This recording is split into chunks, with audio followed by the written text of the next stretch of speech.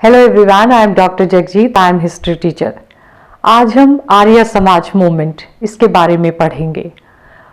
Arya Samaj movement was started by Swami Dayanand Saraswati and this movement was started in 1875 in Mumbai। First time पे बॉम्बे के अंदर इसका पहला branch जो है वो स्थापित किया गया था। अब इसके फाउंडर जो हैं स्वामी दयानंद सरस्वती, कैसे उन्होंने ये मूवमेंट जो है इसको स्थापित किया, क्या उनकी लाइफ में क्या क्या घटनाएं हुई, क्या ऐसा हुआ कि उन्होंने ये आर्य समाज मूवमेंट चलाया जो पूरे भारत में इतना पॉपुलर हुआ, अलग अलग इलाकों में प्रचलित रहा। इवन जो आज हम डीएवी इंस्टीट्यूशंस की बात करते हैं वो भी इन्हीं के नाम पे हैं, दयानंद एंग्लो वैदिक। जो एजुकेशनल, अगर हम पूरे इंडिया की बात करते हैं तो ये डीएवी इंस्टीट्यूशंस का बहुत बड़ा रोल है एजुकेशन स्प्रेड करने में। तो ये स्वामी दयानंद जो हैं इन्हीं के नाम पे चलाई गई हैं। तो ये स्वामी दयानंद जो हैं इन्होंने आर्य समाज, आर्य नाम भी स्पेशली इन्होंने रखा है। सबसे पहले तो हम बात करेंगे मूवमेंट के बारे में। जो सोशियो रिलीजियस रिफॉर्म मूवमेंट्स चले हैं भारत में अलग अलग समय पे, इनका क्या मतलब है। मूवमेंट शब्द हम यूज करते हैं अगर कोई हमारा पुराना चल रहा सिस्टम उसको बदल के नया लाया गया हो, या किसी नए सिस्टम को हम बदल के पुराना लाना चाहते हैं, या पुराने सिस्टम को बदल के नया लाना चाहते हैं। कई बार घर में पुराने रीति रिवाज चलते हैं तो यंग जनरेशन उनको अपोज करती है, या कई बार नई चीज़ें जो लाई जाती हैं तो ओल्ड मेंबर्स जो होते हैं वो अपोज करते हैं। तो ये एक अपोजिशन करके चेंज कर लेना, ये मूवमेंट कहलाता है। तो चल रहे सिस्टम में बदलाव करना या बदले हुए सिस्टम को वापस पुराने सिस्टम में लाने के लिए जो एजिटेशन रहता है उसको हम आंदोलन कहते हैं। जब वो आंदोलन सामाजिक प्रथाओं के लिए हो, धार्मिक प्रथाओं के लिए हो, तो उन आंदोलनों को हम सामाजिक धार्मिक सुधार आंदोलन, सोशियो रिलीजियस रिफॉर्म मूवमेंट्स कहते हैं। उन्हीं मूवमेंट्स में से एक मूवमेंट है आर्य समाज मूवमेंट। जो बिल्कुल बिगिनिंग में ज़्यादातर मूवमेंट्स पॉपुलर हुए उनमें ब्रह्मो समाज और आर्य समाज मूवमेंट, जो हिंदू धर्म के अंदर बहुत सी चेंजेस लेके आए, हिंदू धर्म के अंदर बहुत सा एडवांसमेंट लेके आए, वो आर्य समाज मूवमेंट के बारे में आज हम बात करेंगे। तो ये स्वामी दयानंद सरस्वती जो हैं जिन्होंने आर्य समाज को स्टैब्लिश किया, ये बेसिकली एक बहुत कट्टर हिंदू ब्राह्मण फैमिली को बिलोंग करते थे। He was born in Gujarat, Kathiawar में टंका गांव में इनका जन्म हुआ। बहुत रिच फैमिली, बहुत हाई क्लास ब्राह्मण फैमिली में इनका जन्म हुआ। इनके पिताजी मूल शंकर और स्वामी दयानंद सरस्वती जो है इनका अपना नाम था मूल शंकर और इनके पिता का नाम था अंबा शंकर। तो ये 1824 में इनका बर्थ हुआ। तो घर में शुरू से लेके बहुत ज़्यादा संस्कृत भाषा के ऊपर जोर दिया जाता था, वेदों को पढ़ने के ऊपर बहुत जोर दिया जाता था, और इवन हिंदू धार्मिक संस्कृति के ऊपर बहुत जोर दिया जाता था। अलग अलग त्योहारों को पूरे कंप्लीट सेरेमोनियल ढंग में मनाया जाता था। कोई भी जैसे शिवरात्रि है, जन्माष्टमी है, तो उसमें बहुत ज़्यादा जो है फास्टिंग का रिवाज था, रात भर जागना, फास्ट करना, ये कई बार इनके घर में ऐसे होता था। ये माना जाता था कि भगवान, हर काम भगवान कर सकता है। तो ये घर में देखते थे कि ऐसे भगवान के लिए सब बहुत कुछ करते हैं, पूरा का पूरा फैमिली जो है इसी चीज़ में इन्वॉल्व है। तो ऐसे एक बार इनके चाचा की मृत्यु हो गई जो बहुत ज़्यादा क्लोज थे इनके। तो इनको लगा कि भगवान तो हर चीज़ दे देते हैं, हमारा हर काम करते हैं। तो इन्होंने भगवान को बहुत प्रार्थना किया कि मेरे चाचा जी को वापस लौटा दो, प्लीज़ मेरे चाचा जी को वापस लौटा दो। तो चाचा जी आए नहीं। इनको लगा कि ये भगवान मेरी बात तो मान ही नहीं रहा है।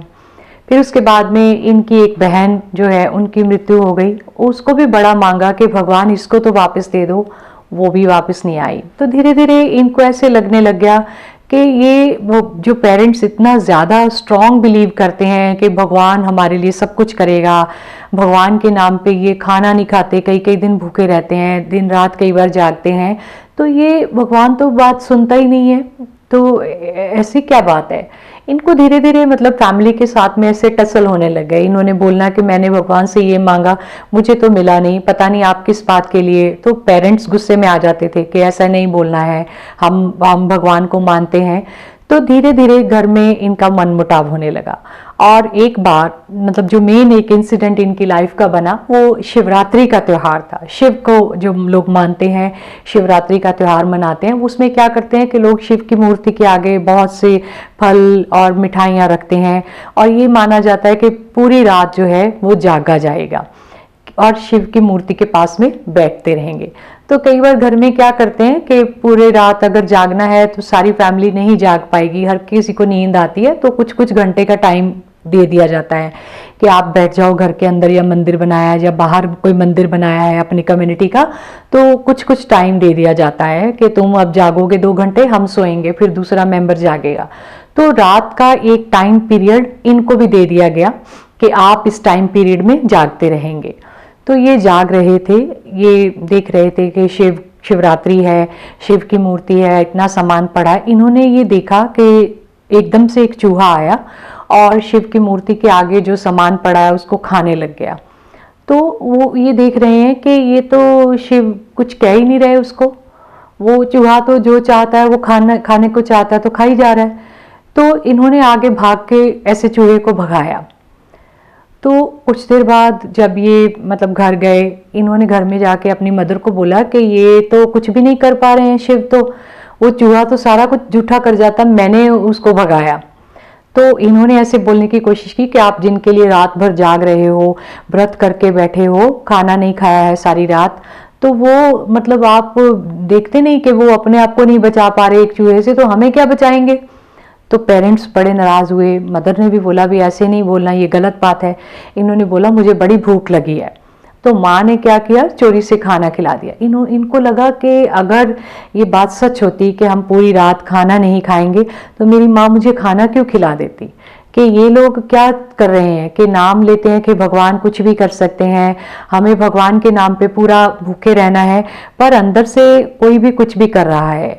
तो इनका विश्वास उठ गया। सुबह जब पिताजी से बात की, उनसे पूरा झगड़ा हो गया।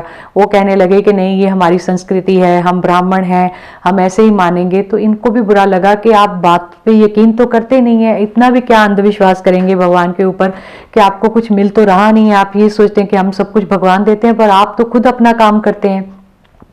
तो जब धीरे धीरे ज़्यादा फ्रिक्शन पड़ने लग गया, इनके फादर जो हैं वो एक एजुकेटेड पर्सन थे, वो एक लॉयर का काम करते थे, वकील थे। और वकील उस समय एक बहुत बढ़िया प्रोफेशन माना जाता था, बहुत पैसे वाला प्रोफेशन था। तो इन्होंने अपने पिता को भी देखा, कभी ये किसी क्लाइंट को कुछ कह रहे हैं, कभी किसी को कुछ कह रहे हैं। तो ऐसे में लगता है इनको ये लगने लगा कि मेरे फादर वैसे तो कहते हैं कि हम बड़े सच्चे लोग हैं, तो ऐसे क्यों बोलते हैं। और इनके पिताजी ये चाहते थे कि हम जाति में पूर्ण ब्राह्मण रहें, पर प्रोफेशन में हमारा बेटा जो है ये भी एक वकील बने, बढ़िया आला दर्जे का वकील बनेगा और बहुत पैसा कमाएगा। जबकि स्वामी दयानंद को ये बात पसंद नहीं थी। उनको लगा कि जो व्यक्ति है वही होना चाहिए, कभी कुछ कह रहे हैं कभी कुछ कह रहे हैं, ऐसा नहीं होना चाहिए। हमें क्लैरिटी ज़रूर होनी चाहिए, जिस भगवान के लिए हम इतना कुछ कर रहे हैं वो हमारे लिए क्या कर रहा है या वो है क्या चीज़, हमें पहले वो पता होना चाहिए। कि लाइफ में ऐसे अंधकार में घूमते रहेंगे, है कुछ हम कुछ कर रहे हैं, ऐसा नहीं होना चाहिए। तो धीरे धीरे करके डिस्प्यूट ज़्यादा बढ़ने लगा। तो finally he left his home, घर को छोड़ दिया, इधर उधर भटके, कई साधुओं से मिले, तो बातचीत की, कोई कुछ कहते कोई कुछ कहते, इनको कोई सेटिस्फेक्शन नहीं मिल रहा था। फिर फाइनली एक साधु से ये मिले, उनका नाम था वीरजानंद। वो बड़े कंटेंटेड लगे, बड़े सेटिस्फाइड लगे, बड़े शांत व्यक्ति लगे। उनको इन्होंने बोला कि आप इतने शांत कैसे हैं, जीवन का रहस्य क्या है। तो उन्होंने इनको ये बताया कि जीवन का रहस्य जो है वो अपनी इंद्रियों के ऊपर काबू करके आप अपने मन को जो है वो बस में कर सकते हैं, तो आपका जीवन जो है वो अच्छा निकल सकता है। आप अपने कर्मों को अच्छा बनाइए और इंद्रियों के ऊपर काबू रखना। इंद्रियों के ऊपर काबू कैसे रख सकते हैं, इन्होंने पूछा। तो उन्होंने बोला योग अभ्यास करके। योग करके आप अपने पूरे के पूरे शरीर को जो है अपने बस में कर सकते हैं, अपने मन को काबू में कर सकते हैं। मन भटकेगा नहीं, मन भटकेगा नहीं तो कहीं आप गलत रास्ते पे नहीं पड़ेंगे। सच और झूठ की आपको पूरी पहचान हो जाएगी। जब आपको पहचान हो जाएगी तो फिर आप किसी भी गलत रास्ते पे नहीं चलेंगे, कोई झूठ का साथ नहीं करेंगे, कोई ऐसे मुंह पे कुछ कहेंगे पीछे कुछ कहेंगे, ऐसा कुछ भी नहीं रहेगा। तो इन्होंने वीरजानंद जी के साथ में मिलकर काफ़ी हद तक योग अभ्यास की जो प्रैक्टिस की। और वेद तो इन्होंने पहले से घर में पढ़ रखे थे, संस्कृत भाषा बहुत अच्छे से जानते थे। फिर इन्होंने वेदों को पढ़ा। फिर इन्होंने ये देखा कि जो उस समय समाज चल रहा था, जाति प्रथा कितनी ज़्यादा बढ़ चुकी थी, जाति के नाम पे कितना ज़्यादा भेदभाव होता था, और इसके अलावा धर्म कितना पेचीदा था। मूर्तियाँ बना बना के लोग पूजा करते जा रहे हैं, यज्ञ कर रहे हैं, हवन कर रहे हैं, अलग अलग तरह के जो तौर तरीके अपनाए जाते हैं सिर्फ धर्म के नाम पे। इवन विमेन के साथ में कितने अत्याचार होते हैं, वो भी सिर्फ धर्म के नाम पे कि हमारा धर्म कहता है। तो इन्होंने जब वेदों को पढ़ा, दोबारा से पढ़ा और देखा तो उनमें कुछ भी ऐसा नहीं है। कोई जाति प्रथा के बारे में नहीं लिखा, कोई मूर्तियां बना के भगवान की पूजा करना, ऐसा कुछ नहीं लिखा कहीं भी। विमेन को इक्वल स्टेटस देने का सारा कुछ कहा गया है। तो फिर इन्होंने क्या बोला कि आर्य समाज, जो पहले आर्य लोग आए थे भारत में, आर्य सभ्यता एस्टैब्लिश हुई थी, आज हमें वही समाज चाहिए, आर्य समाज। हम वो आर्य बन जाएं जो हमारे पूर्वज थे। इसीलिए इन्होंने अपना जो मूवमेंट चलाया उसको आर्य समाज नाम दिया। दूसरा जो इन्होंने एक स्लोगन दिया, एक नारा अपना दिया, गो बैक टू वेदास, वेदों की तरफ वापस चलो, कि जो वेदों में लिखा है वो बिल्कुल सही लिखा है। आप वेदों को पढ़िए, वो हमारा प्राचीन इतिहास है, उसको पढ़ेंगे तो आपकी ज़िंदगी सही ट्रैक पे चल पड़ेगी। तीसरा इन्होंने एक किताब लिखी, सत्यार्थ प्रकाश। ये एक इनकी जितनी भी लाइफ के अंदर एक्सपीरियंसेस रहे हैं उसके ऊपर बेस्ड थी, सत्यार्थ प्रकाश। ये इन्होंने जो एक बड़ा काम किया था और फिर इन्होंने आगे चल के अपने उपदेश देने शुरू किए। और फाइनली 1875 में बॉम्बे में पहला जो है अपना इस्टेब्लिशमेंट किया था, आर्य समाज का पहला जो इन्होंने एक दफ्तर हम कह सकते हैं वो बनाया था। फिर 1876 में ये इलाहाबाद में एक सभा के लिए गए हुए थे। वहाँ पंजाब के कुछ लोग इनसे मिले, उन्होंने इनको पंजाब में आने के लिए बुलाया। 1877 में ये पंजाब में आए, लाहौर में आए, और दूसरा जो सभा बनाई गई, आर्य समाज का दूसरा सेंटर जो बनाया गया, लाहौर में बनाया गया। उसके बाद में भारत के अलग अलग इलाकों में इन्होंने अपने सेंटर जो है वो एस्टैब्लिश कर लिए। और इन्होंने जो अपनी टीचिंग्स दी, जो अपनी शिक्षाएं दी, उनमें सबसे बड़ी बात क्या कही कि भगवान एक ही है, चाहे उसके जितने मर्जी नाम रख लीजिए। और दूसरा, उसका कोई रंग नहीं, कोई आकार नहीं, कोई शेप नहीं, कोई कलर नहीं है उसका, वो हर जगह मौजूद है। उसको एक जगह आप कैद नहीं कर सकते। ये नहीं भी आपने मूर्ति बनाई और उसको कैद कर लिया। इतनी बड़ी मूर्ति बना लीजिए, इतनी मूर्ति छोटी बना के भी लोग पर्स में डाल लेते हैं, ऐसे आप भगवान को कहीं नहीं कर सकते। भगवान तो हर जगह पे है। और भगवान को पाने के लिए कोई आपको भूखे रहने की ज़रूरत नहीं है, कोई आपको कोई आडंबर करने की ज़रूरत नहीं है। अगर आप सिंपल ढंग से आराधना करते हैं भगवान की तो भगवान आपको मिल जाएगा। आपके मन की शांति होना बहुत ज़रूरी है। मन की शांति कैसे रहेगी? इंद्रियों के ऊपर काबू करके। और वो कैसे रहेगा? योग अभ्यास करके। योग से अगर हम देखते हैं तो इंसान निरोग रहता है, उसको कोई बीमारी नहीं लगती है, और दूसरा उसकी जो कंटेंटनेस जो है वो बढ़ जाती है। तो ये चीज़ के ऊपर इन्होंने ज़्यादा जोर दिया। इसके अलावा कर्मों को अच्छा बनाने के लिए गुड डीड्स, कि अगर हम अच्छा किसी का करेंगे तो ही हमें अच्छा फल मिलेगा और अगला जन्म जो है वो हमें अच्छा मिलेगा। इसके अलावा इन्होंने 3 यज्ञ जो है वो बोले कि हर एक इंसान को 3 यज्ञ करने चाहिए। पहला देव यज्ञ, कि जो धरती, आसमान या नेचर जो है उसकी हमें वर्शिप करनी चाहिए, कि नेचर हमें बहुत कुछ दे रही है। दूसरा पितृ यज्ञ, माँ बाप की जो सेवा करनी चाहिए हमें, वो एक यज्ञ होना चाहिए। तीसरा, अतिथि यज्ञ। हमारे घर में कोई गेस्ट आता है, कोई हमारा अतिथि है, उसको हमें खूब जो है वो उसकी आवभगत करनी चाहिए, उसको रिस्पेक्ट करना चाहिए। ये एक यज्ञ इन्होंने 3 जो है वो बताए थे। इसके अलावा इन्होंने जो एयर प्योरीफाइंग के लिए हम बात करते हैं कि घी के खुले आसमान के नीचे बैठ के धरती के ऊपर थोड़ी अग्नि जला के उसमें कुछ अच्छी चीज़ें, जैसे हम कॉमन एक सिंपल हवन कहते हैं, देसी घी डाल के कुछ ऐसी चीज़ें डालना जिससे क्या है धुआं आएगा और वो एयर प्योरीफायर की तरह से जो है वो हो जाएगा। इसके अलावा और इन्होंने कोई आडंबर जो है वो करने के लिए नहीं कहा। इन्होंने बड़ा सिंपल वे से प्योरीफिकेशन के लिए बोला कि मन की भी प्योरीफिकेशन, शरीर की भी प्योरीफिकेशन और अपने आसपास के एनवायरनमेंट की भी प्योरीफिकेशन बहुत ज़रूरी है। इसके अलावा इन्होंने ये बोला कि हमें समय के साथ साथ चलना चाहिए। अगर हम आर्या तो हैं, हम वेदों को भी पढ़ेंगे, पर आने वाला समय कैसा है हम उसको पूरा ध्यान में रखेंगे। हमारा आने वाला समय जो है वो एजुकेटेड लोगों का होना चाहिए, क्योंकि भारत में ब्रिटिशर्स आ चुके थे, ब्रिटिश एम्पायर जो है वो पूरी तरह से एस्टैब्लिश हो चुका था, और हमारे देश के लोग अगर तरक्की करना चाहते हैं तो हमें उनके वेज जो है, उनके ढंग तरीके जो हैं वो अपनाने पड़ेंगे। वो पूरे के पूरे वर्ल्ड के अंदर बहुत बड़ी एक पावर बन चुके थे। उनका एजुकेशन सिस्टम, उनका बिजनेस सिस्टम, उनकी इंडस्ट्री, उनका ट्रेड इतना डेवलप था। तो अगर हम उसी वेदों में ही रह जाएं तो हम कहीं भी उनके मुकाबले खड़े नहीं हो सकते। इसलिए हमें उन्हीं के तौर तरीकों को जो है वो अडॉप्ट करना चाहिए। वो मेनली क्या है, एजुकेशन।